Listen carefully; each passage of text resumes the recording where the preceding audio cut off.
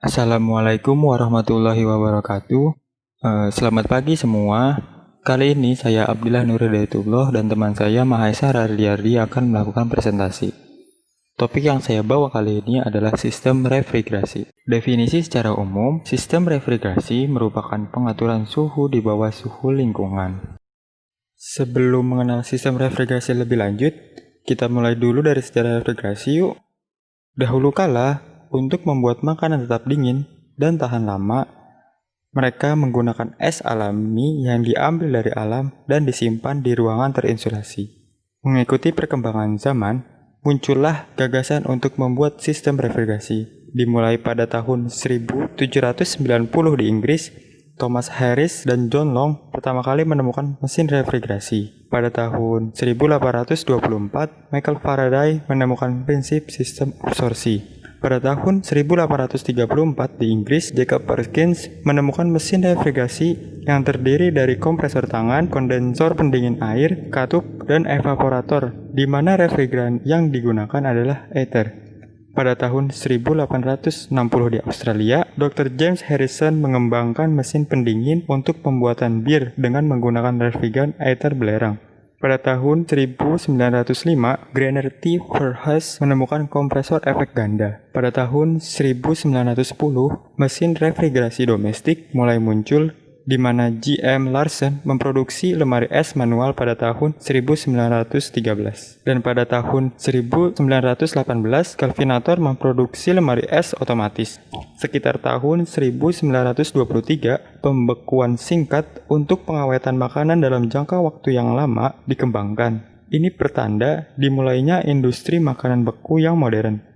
Pada tahun 1927, Electrolux membuat unit refrigerasi absorpsi otomatis. Unit refrigerasi otomatis untuk bagian pendingin tata udara muncul juga pada tahun itu. Pada tahun 1941, Ferdinand Care dari Prancis memperkenalkan pertama kali mesin absorpsi yang digerakkan oleh pemanas yang terdiri dari evaporator, generator, kondensor, dan absorber dari pompa. Dan sistem refrigerasi terus berkembang hingga saat ini, sehingga kita dapat membuat bongkahan es dalam lemari es. Penerapan sistem refrigerasi. Yang pertama, refrigerasi domestik. Refrigerator domestik merupakan peralatan rumah tangga yang digunakan untuk keperluan penyimpanan makanan dalam kurun waktu singkat melalui proses pendinginan. Unit domestik biasanya berbentuk kecil yang mempunyai daya antara 35 watt sampai 375 watt. Contohnya lemari es atau kulkas. Yang kedua, refrigerasi komersil. Refrigerator komersil hampir sama dengan refrigerator domestik, hanya saja beda di jumlah komponen dan kapasitasnya. Contohnya box es krim dan kulkas di supermarket. Yang ketiga, refrigerasi industri. Refrigerator industri merupakan peralatan yang digunakan untuk mendinginkan bahan-bahan pabrik. Contohnya cold storage. Yang kelima, refrigerasi transportasi. Refrigerator transportasi merupakan peralatan pendingin yang dipasangkan pada mobil untuk menjaga suhu bahan pakan dan lain-lain. Contohnya refrigerator truk. Yang terakhir, yaitu tata udara. Tata udara merupakan pengkondisian udara suatu ruangan di mana akan melibatkan pengendalian suhu ruangan, kelembapan, pergerakan, dan kebersihan udara. Sistem refrigerasi. Sistem refrigerasi dibagi menjadi dua. Yang pertama, sistem refrigerasi mekanik. Sistem refrigerasi mekanik merupakan sistem refrigerasi yang menggunakan alat penggerak mekanik. Contohnya seperti refrigerasi kompresi uap. Sistem ini menggunakan kompresor untuk menggerakkan liquid refrigeran. Yang kedua, yaitu sistem refrigerasi non-mekanik. Sistem refrigerasi non-mekanik merupakan sistem refrigerasi yang tidak menggunakan alat penggerak mekanik. Contohnya sistem refrigerasi termoelektrik. Sistem ini menggunakan arus DC untuk menyerap kalor pada benda dan melepaskan kalor benda ke lingkungan. Pada saat ini, banyak sekali jenis sistem refrigerasi yang ada di lapangan. Namun, yang paling umum digunakan adalah sistem refrigerasi kompresi uap. Sistem refrigerasi kompresi uap adalah sistem refrigerasi yang menggunakan kompresor untuk menggerakkan liquid refrigeran. Sistem ini memiliki 5 komponen utama, yaitu evaporator, kompresor, kondensor, expansive valve, dan liquid refrigeran. Evaporator merupakan alat untuk memindahkan panas benda dengan cara mengambil kalor benda untuk merubah liquid refrigeran menguap.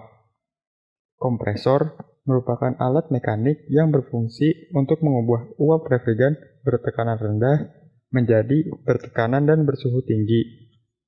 Kondensor merupakan alat untuk melepaskan kalor uap refrigeran ke lingkungan dan merubah pH-nya dari uap menjadi liquid atau cairan. Ekspansi valve merupakan alat untuk menurunkan tekanan dari kondensor dan juga sebagai pengontrol liquid refrigeran ke evaporator.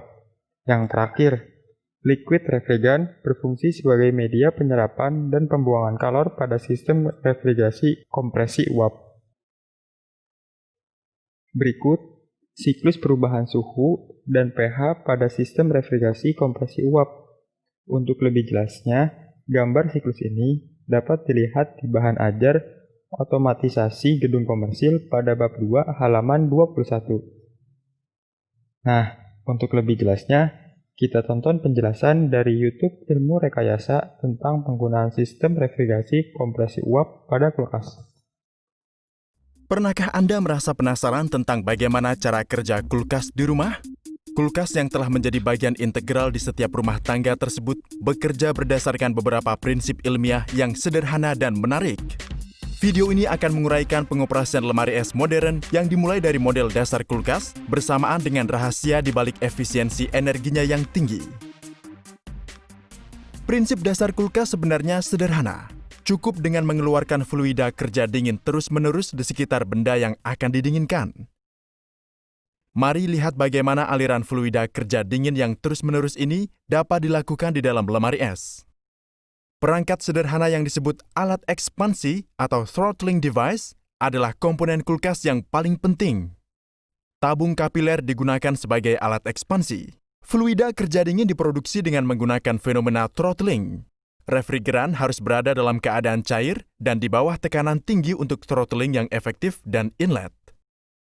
Alat ekspansi adalah obstruksi pada aliran, sehingga penurunan tekanan yang tinggi terjadi saat fluida mengalir melewatinya.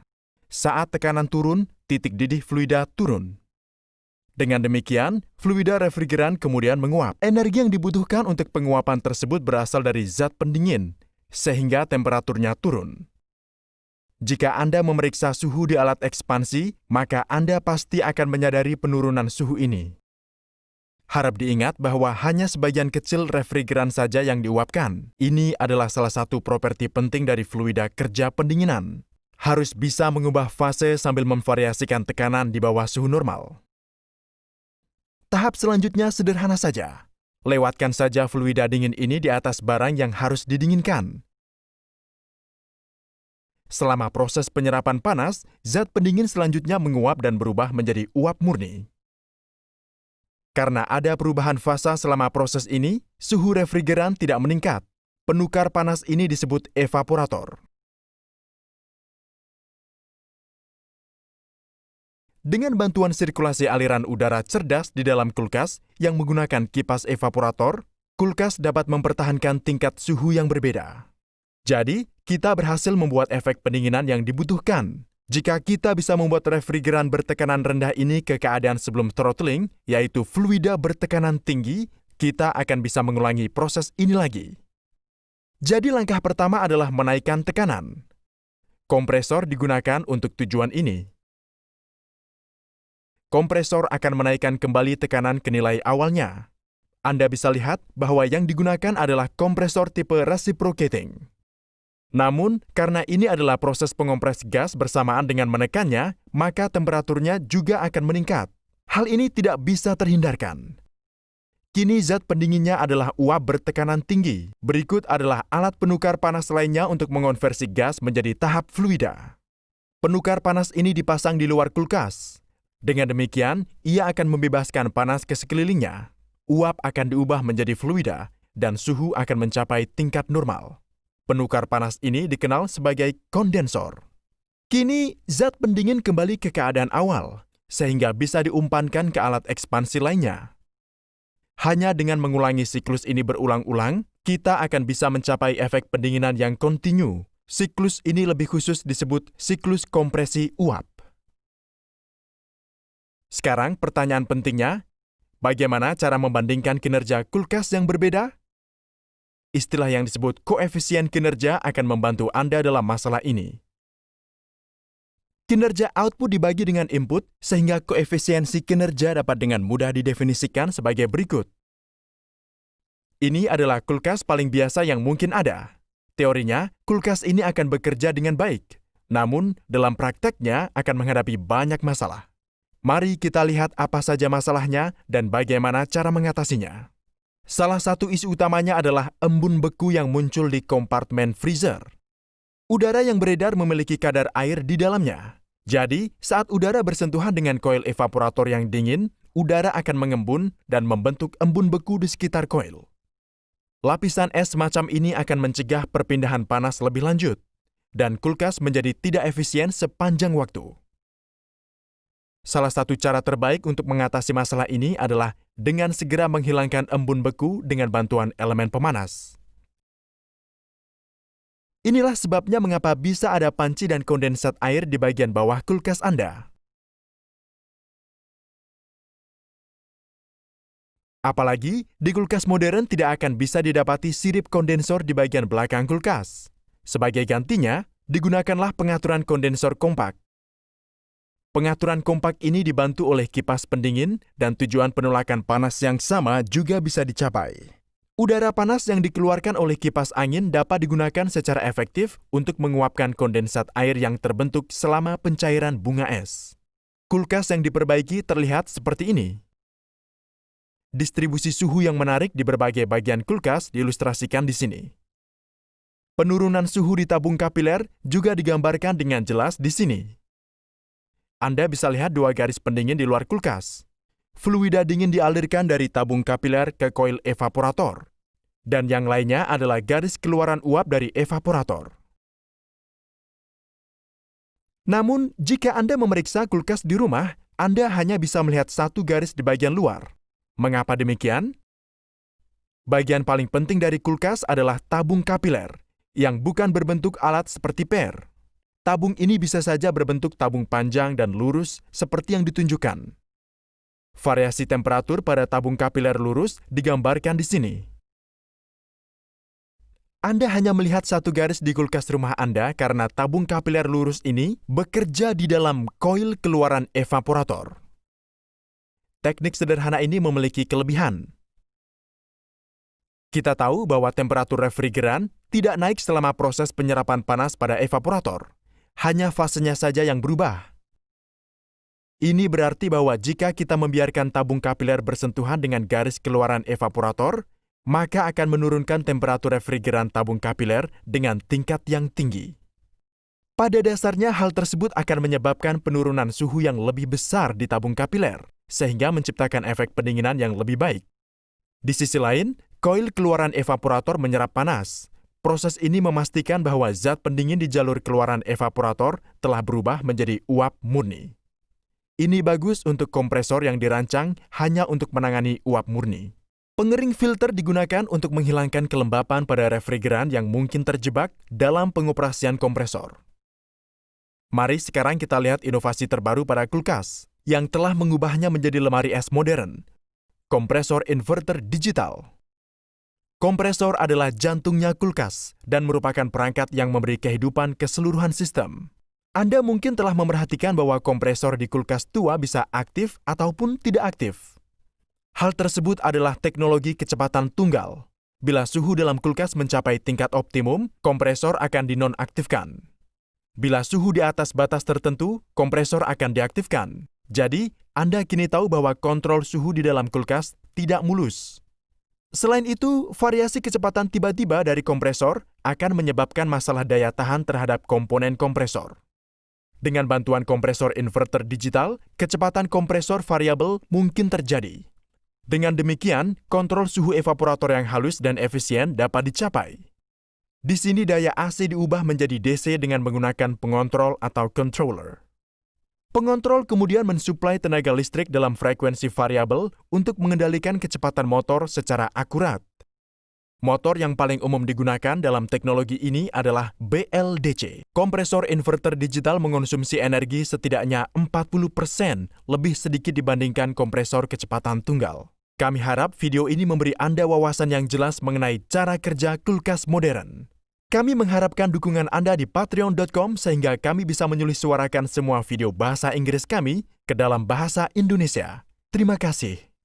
Berikut besar kerja kompresi, di mana kerja kompresi sama dengan laju aliran massa refrigeran dikali besar kerja kompresi, di mana besar kerja kompresi sama dengan entalpi refrigeran keluar dari kompresor dikurangin entalpi refrigeran masuk ke kompresor. Besar panas yang dilepas di kondensor pada saat proses kondensasi, di mana kalor yang dilepas di kondensor sama dengan laju aliran massa refrigeran dikali besar kerja kondensor, di mana besar kerja kondensor sama dengan entalpi refrigeran masuk kondensor dikurangin entalpi refrigeran keluar kondensor. Berikut besar kerja evaporasi pada saat proses evaporasi, di mana kerja evaporasi sama dengan laju aliran massa refrigeran dikali besar kerja evaporasi, di mana besar kerja evaporasi sama dengan entalpi refrigeran keluar dari evaporator dikurangin entalpi refrigeran masuk evaporator. Coefficient of performance aktual sama dengan besar kerja evaporasi dibagi besar kerja kompresi. Coefficient of performance Carnot sama dengan suhu evaporasi dibagi suhu kondensi dikurangi suhu evaporasi. Dan efisiensi sama dengan koefisien aktual dibagi koefisien Carnot dikali 100%. Gimana nih sistem refrigerasi menurut kalian? Keren kan? Apalagi kalau kita bisa gabungin dengan sistem otomasi, pasti makin keren. Sekian presentasi dari kami. Terima kasih atas perhatiannya, dan apabila ada salah kata dan banyak kurangnya, kami mohon maaf. Cukup sekian. Wassalamualaikum warahmatullahi wabarakatuh.